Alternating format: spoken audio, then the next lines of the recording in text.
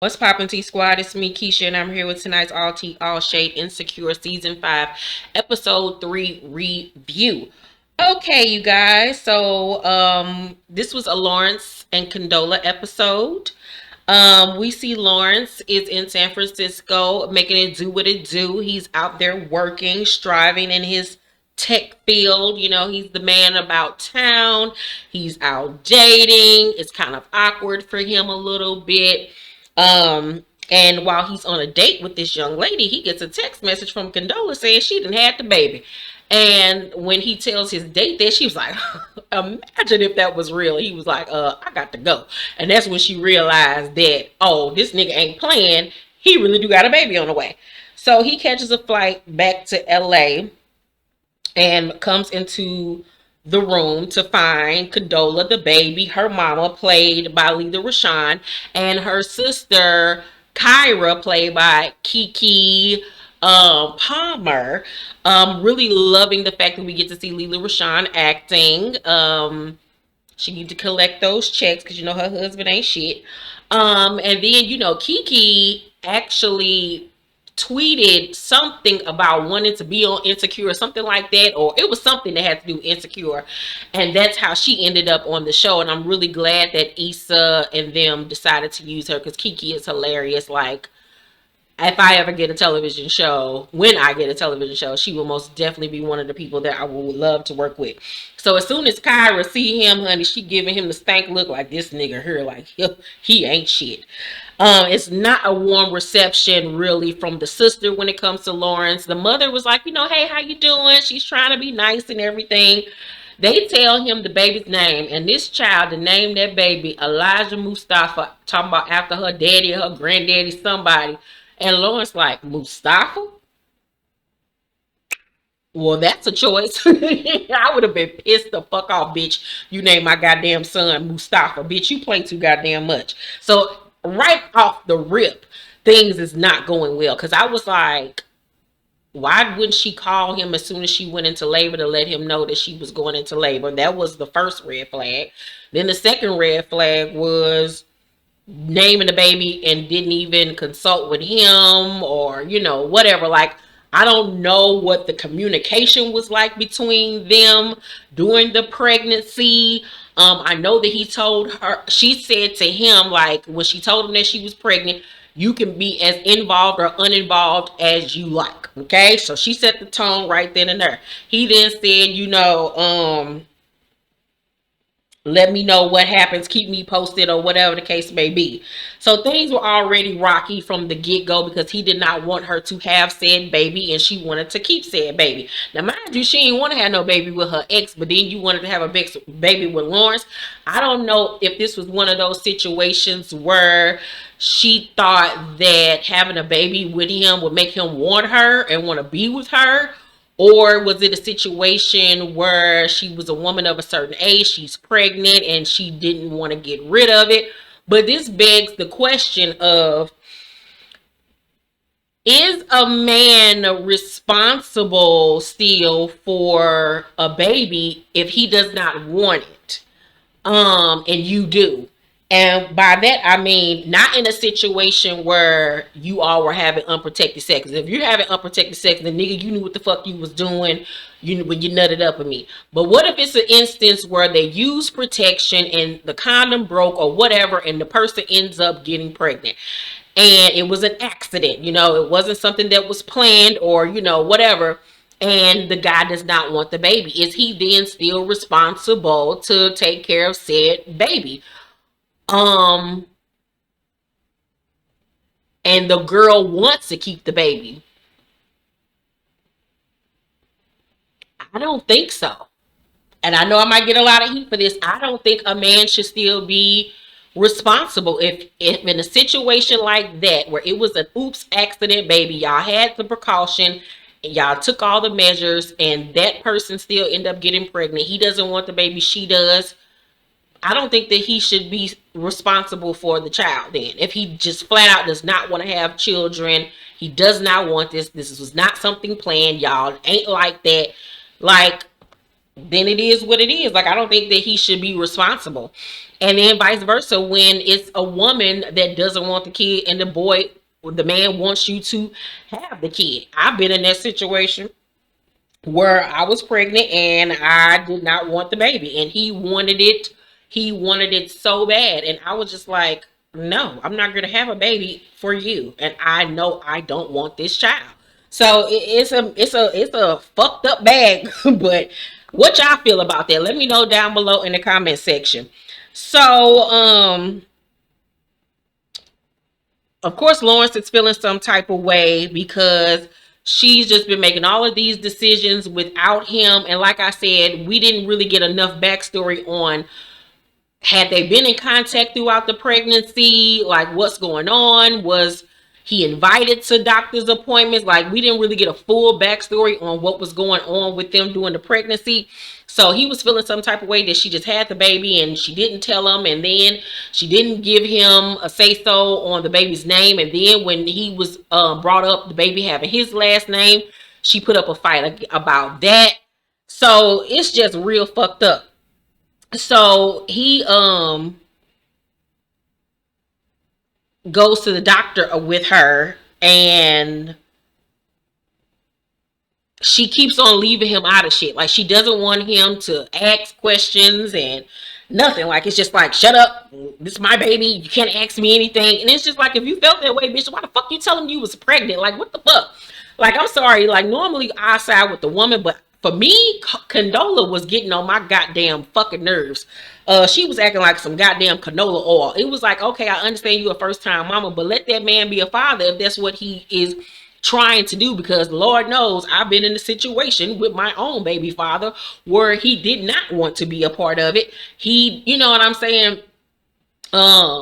He wasn't there. He didn't try. You know what I'm saying? He popped in and popped out when he felt like he was an absentee father. And I would have given anything for a man like Lawrence to, you know, want to be there, asking questions, you know, trying to help. You know what I'm saying? And step up to the goddamn plate.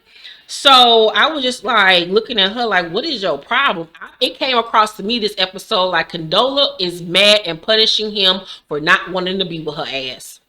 Period. She thought that her having that baby was gonna make them be this happily ever after, and it didn't turn out like that, and she's salty.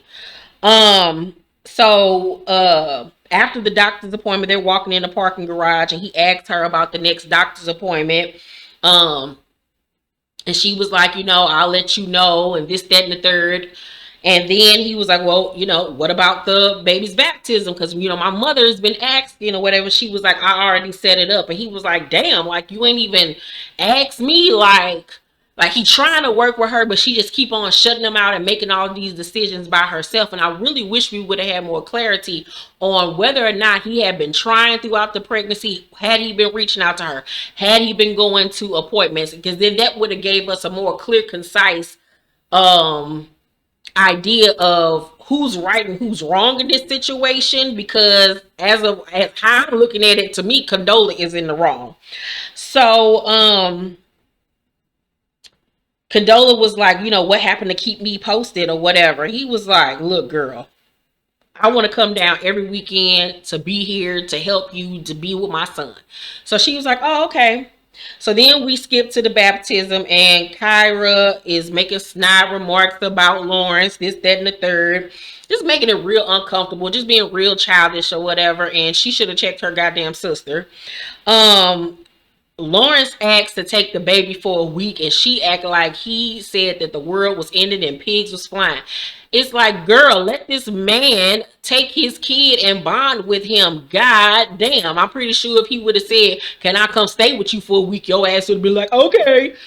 Girl, she was getting on my nerves. I know it would be tough for me to give up my baby for a week of my brand new infant baby, but this is the situation y'all been dealt with, where he lives somewhere else and you stay somewhere else and y'all are not together, and this is how you have to co-parent. And I just felt like, once again, like she was just not being, you know, realistic about the situation. So then we see, you know, Lawrence is just dead tired from work, and this is the one weekend that he won't be able to make it down. Like, it's just like he can't do it. And of course she feeling some type of way because he missed the weekend. And it's just like, you know it was gonna end up happening at some point. She don't want to tell her sister about it because the sister don't like him, and know she know the sister gonna have something to say. Then when she tells her sister, of course, she was like, he pop in for a few hours like he an uncle. Well, he pops in and pops out because he does not stay where she stays, and he has to work 5 days a week. So the only time he can come to see the kid is on the weekends. Duh. And when he asks to take the baby, she don't let him. So what the fuck is he supposed to do? So, then we see Condola text him about Tiffany's daughter's birthday party and ask should they go together. Like I said, that bitch want them to be a family, goddamn it. Cause like, why are you asking him should y'all go together? And he was like real hesitant because he knew that it was a big chance he might run into Issa. And of course, he did not want to make her uncomfortable, them uncomfortable. It's just a lot because they're in the same friend circle or whatever. But he ends up saying yeah. So we go to the birthday party. Kelly is there in the suit. I guess she the master of the ceremony. Of course, she brought the laughter to the episode. She was giving Lawrence and Condola the stank eye like, damn, y'all really had a motherfucking baby together and y'all really at this damn birthday party together with said baby. Now, where was Molly and Issa at this episode? I don't know. I felt like that was kind of unrealistic that it would be Tiffany's baby's first birthday and Molly and Issa wouldn't be there. I felt like that was just unrealistic as far as the writing is concerned, and they should have written them into that scene. It would have raised the stakes even more. So I didn't like that part as a writer myself. So Lawrence asked Kelly how everyone is doing, basically asking like how Issa doing, and she was like, "Oh, everybody's doing well. Everybody is prospering. Everybody is getting to the bag, bitch. Like basically, ain't nobody thinking about you." So the baby is hungry, so Lawrence was like, I'll feed him, and Condola was like, okay. Like she really didn't even want him to feed the goddamn baby. So he ended up coming back, and she sees something on the baby face, and she was like, what is that? And he was like, oh, it was some mushed up food I gave him. She was like, his first bit of, his first solid food, and he was like, yeah, like it's fine. She was like, well, what if he is allergic? She was like, girl, the baby is fine. She was like, you should have consulted with me first. Like, goddamn, bitch, did you consult with him about anything? Like, goddamn, let that man be with his goddamn baby. Shut the fuck up. Goddamn it, she was getting on my goddamn nerves. I want to push her ass. So they end up arguing. She's like, give me my baby. Girl, that's his baby too. Like, she is really the ignorant ass baby mama. I did not like her. I hate women like her. So she trying to take the baby. He like, I got him. They end up pushing the table over, people looking, and then Tiffany's husband come over and tell Lawrence that they need to go get some boxes to, remove himself from the situation. He basically then reveals that he only pulled him to the side to tell him to stop acting out and adding stress to the situation. First of all, I would have told his light-skinned, funny-looking ass to shut the fuck up, you fake-ass Elder Barge. You don't know what the fuck you're talking about. And then he was sitting up here comparing Lawrence and Condola's situation to him and Tiffany. Y'all are married. Y'all are not in a situation where y'all are co-parenting, long distance co-parenting, and y'all are not together. There's bitterness there. You know what I'm saying? Like, girl, the fuck? Like, you don't even know what the fuck you're talking about. Shut the fuck up. It's not that easy. And I'm pretty sure if you and Tiffany divorced, you will understand what the fuck I'm talking about. Shut up. So, then we see a little montage of Lawrence and Condola being very exhausted from work, but we also see Lawrence thriving at work, popping bottles, out on dates, fucking and sucking and shit. Meanwhile, Condola at home, weary, tired, sleepless, ain't getting enough sleep, being a new mom, she's tired. But it's for me, I'm sorry, I blame Condola, because first of all, if you needed help, your baby father is one call away on some chingy type shit. Like, Jesus Christ, ask for fucking help.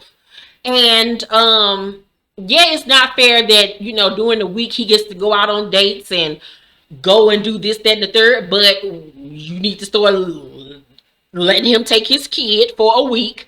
Let him have a nanny or something that y'all pick out together. Then while he's at work, they got a nanny there, and then when he come home, he got the baby from then, and then on the weekends, that way you can have time for yourself. Like, y'all can make this shit work. But she just want to be so goddamn hands-on and controlling everything and punishing him for not wanting that goddamn baby. So then we see that he had even asked her, you know, are you still cool about me taking the baby overnight when I come in on the weekend? And she was like, yeah. He get there and the baby crying or whatever. He take the baby. He trying to calm the baby down, and she won't even let him hold the baby for 5 seconds. So give him to me. Give him. I don't think this is a good idea. And at this point, I'm like, Lawrence, like, bitch, I know you fucking lying. Like, we have already agreed that I'm taking him. And the fact is, I shouldn't even have to ask you to take my kid. He's my fucking kid. I don't have to ask you to do shit. Like, goddamn. So Lawrence was like, what is wrong with you? And she was like, I don't trust you. Well, bitch, I'm pretty sure you don't trust you either. So Lawrence was like, I'm his fucking father. And she goes off about him being a part-time dad and barely checking in. Bitch, do you not remember when you first told him that you was pregnant? You told him he could be as involved or uninvolved as he fucking want. And what do you expect with the circumstances that y'all have been dealt? Like, stop it. So, but now I will say, if he is barely checking in like she claimed in the storyline, then yes, that's a problem. So he was like, I have a job. I check in when I can. That ain't no excuse. Because if you got time enough to be out here fucking and sucking bitches, you got enough time to be picking up the phone. God damn it. So Condola was like, you get to come in and play part-time dad. Lawrence was like, this shit is hard for me too. You never talked to me. You never even gave me a chance. And Condola says, I gave you a job. I mean, you moved away, she says, and Lawrence like, to take a job I already had before you blew my life up. And I was like, ooh, he went there, honey. And she was like, you are not a fucking victim. And see, this is what needs to be stated here too. Also, like, were they having unprotected sex? Did they use protection? Like, because if that is the case, then that changes everything. Like, if he was having unprotected sex with her, then hey, nigga, you knew what the fuck you was getting yourself into. If they were having protected sex and she had a oops baby, then like, girl, you did blow up that man life because he didn't want no fucking kid with your ass. So Lawrence was like, you made a choice without me, and now you're using it to use it as an excuse to keep him away from me. And I believe that he told her, if I'm not mistaken, when she told him that she was pregnant, he said he didn't want that baby. And she was like, she was keeping it. So, like I said, if it was a situation where they used protection and she got pregnant, he said he didn't want that baby, then I don't feel like he was obligated to be there. You know what I'm saying? You can't force a child on somebody if it was a oops baby and they don't want children with you, ma'am. Because that's a big thing. Like, that's huge. You know what I'm saying? So Condola was like, this half in, half out shit isn't working for me. He's not going. And Lawrence was like, give me my son. She was like, no. Ugh. And I don't even like Lawrence like that. Like, I don't even want Issa to end up with Lawrence. I've never been like a huge Lawrence fan. But I sided with him. And so Lawrence was like, I'm not doing this anymore. I'm going to do whatever it takes to get my son with or without you. And she was like, what you say? And he was like, you heard what the fuck I said. She's like, get the fuck out of my house. Well, what you expect for him to do? Continue to kiss your ass, for you to berate him, to leave him out of situations? At some point, yes, he's going to have to do what he got to do and lawyer the fuck up, because you can't keep on acting like you a fucking dictator. So he goes home, he gets on the plane, there's turbulence on the plane, and it makes him really scared because there's a baby on the plane crying. And I'm pretty sure in that scene they were trying to show that, God forbid, the baby would have been on the plane with him and the plane would have went down.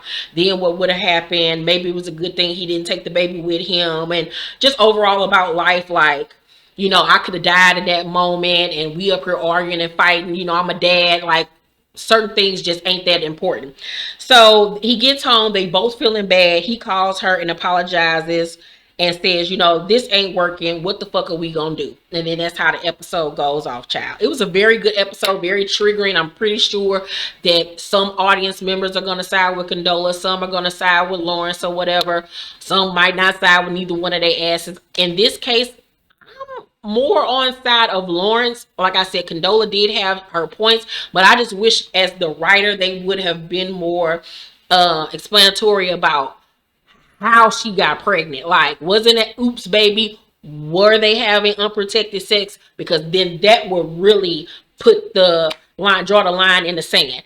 So yeah, let me know what you guys thought about tonight's episode. Also, yeah, I didn't like the fact that neither Issa or Molly was at the baby's birthday party. That part was just unrealistic to me. They literally left them out of the birthday party uh to further the storyline, and it wasn't realistic. So yeah, let me know what y'all thought about this episode tonight down below in the comment section. Make sure to thumbs up this video, like, subscribe, hit that notification bell button. I love you guys so much.